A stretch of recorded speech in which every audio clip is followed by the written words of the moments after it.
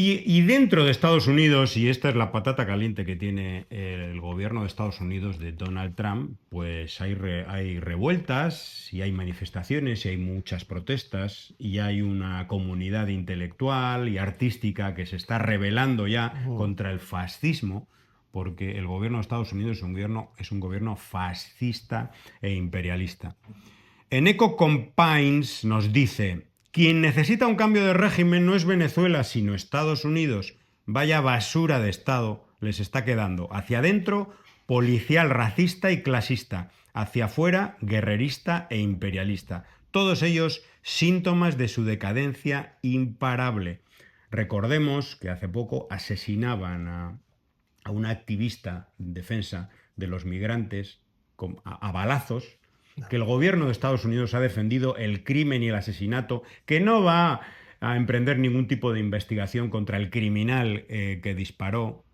Agentes del ICE irrumpen en una escuela de Chicago para detener a una maestra. Bueno, todas estas Sí, sí. imágenes que vemos todos los días de represión, de palos, de detenciones absolutamente ilegítimas, de golpes contra migrantes, por cierto, algunos incluso con sus papeles en regla.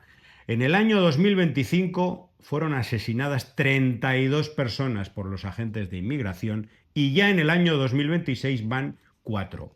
Pero luego nos hablan de derechos humanos en Cuba y en Venezuela, estos asesinos y estos criminales. El régimen totalitario y fascista es el que está en Estados Unidos. Efectivamente, el imperialismo ya desatado, como venimos diciendo, está en su máxima expresión, violando todo el ordenamiento jurídico, violando y pulverizando el ordenamiento jurídico, las leyes, la Carta de las Naciones Unidas, todos, porque se cree impune, se cree superpoderoso que puede hacer lo que le da la gana. En algún momento de esta historia, una potencia de su nivel o mayor le ajustará las cuentas.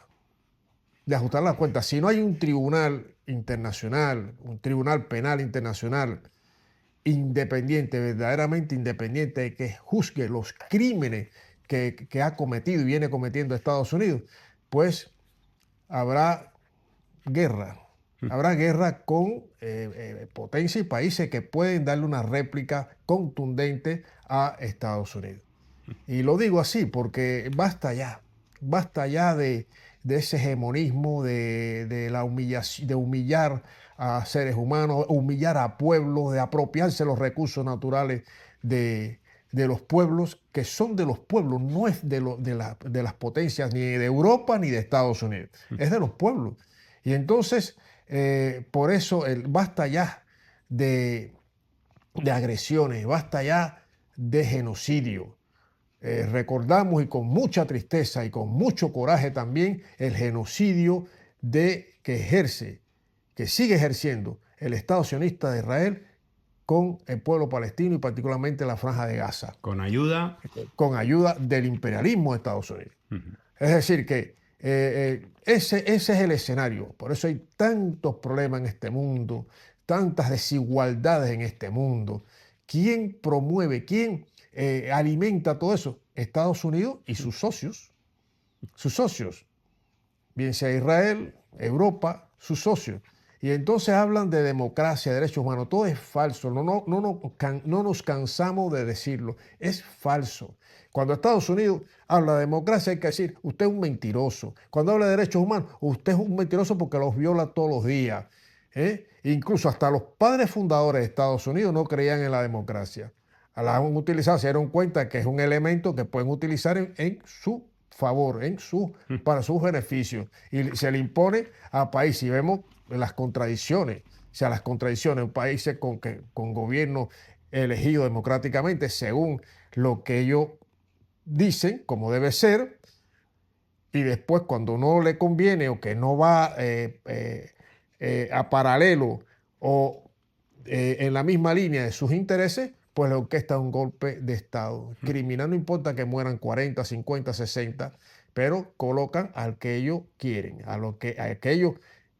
con el que ellos van a trabajar en la injerencia y también en la dominación de, bueno, América Latina y el Caribe ya sabemos, es un territorio muy apetecible por Estados Unidos, por sus recursos naturales, los minerales, el petróleo, claro, y es parte del ajedrez geopolítico que se está jugando ahora. Potencias que ya van aumentando sus capacidades.